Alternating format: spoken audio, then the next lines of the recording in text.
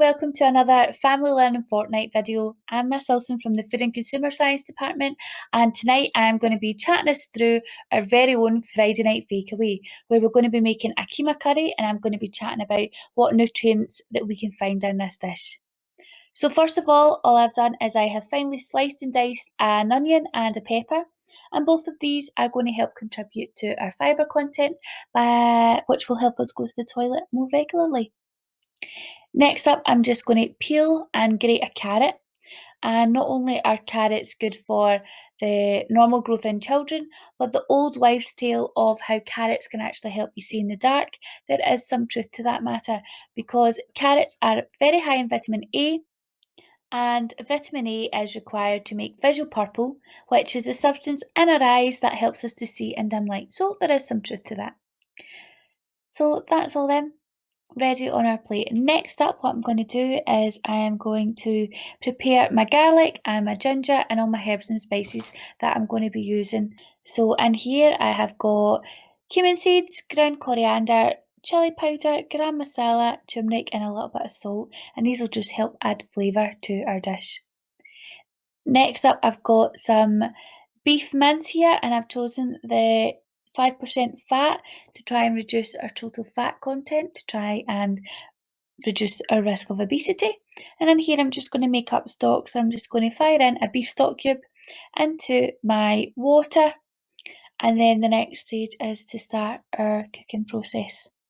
So onto the cooking process now. We're just going to brown our mince in here. I've not added any additional fat to the pan.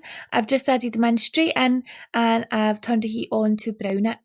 By not adding any additional fat, again, we are not adding any more fat to the total content of this dish. Too much fat in our diet, we know, can lead to weight gain, which could increase our chance of having obesity. Our mince here will provide us with a source of protein in our diets. Now, we all need protein in our diet for growth, repair and maintenance of our body cells and tissues.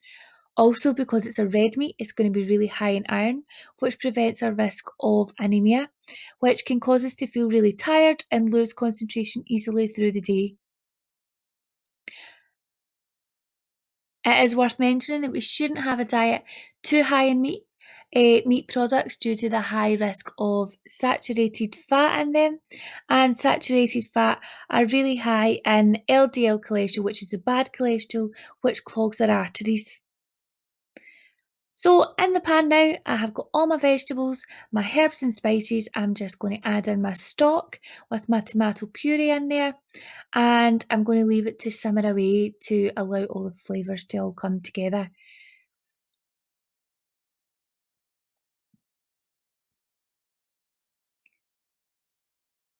The herbs and spices in here don't have a lot of salt added. We only added 1.25 mils of salt into the dish, but it is down to personal preference for the types of flavour that you would like. So if you'd like something a bit spicier, then use a hot chilli or add more of it. As long as you add all the powders, all the herbs and spices before you add any liquids to the pan, and it'll mean that you don't end up with like a gritty, powdery flavour or texture in your mouth when you eat your curry. So always add the powders, the dry ingredients before you add the liquid to the curry. So that's just there simmering away. And with our curry, we're going to serve up some paratha breads, which is a little bit different to having it with rice. I've just used white flour, but if you would like to increase the fibre content, then you could use wholemeal flour instead, or you could just use 50 grams of wholemeal and the rest white. And I've also added in some ground coriander seeds for flavour. Again, no added salt into this. It's all herbs and spices rather than adding salt here.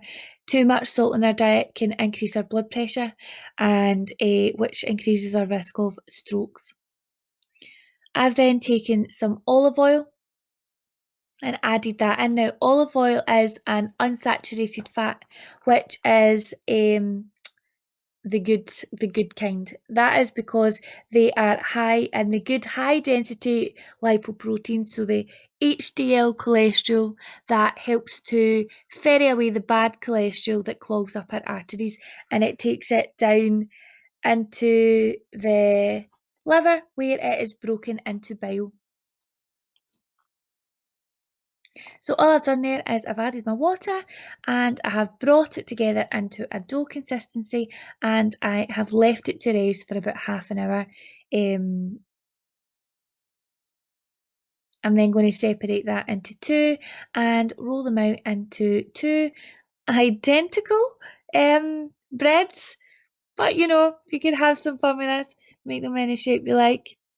And we're just going to lightly fry these, but rather than adding additional oil to the pan, we're just going to brush some oil onto the actual breads here and quickly seal them in our pan. So there is our bread, really high in carbohydrates, which is going to provide our body with energy for all functions and activities as well. And over the weekend, if you try this recipe out, please send in any photos or videos to any of the school Instagrams. And there is our sauce in a good consistency.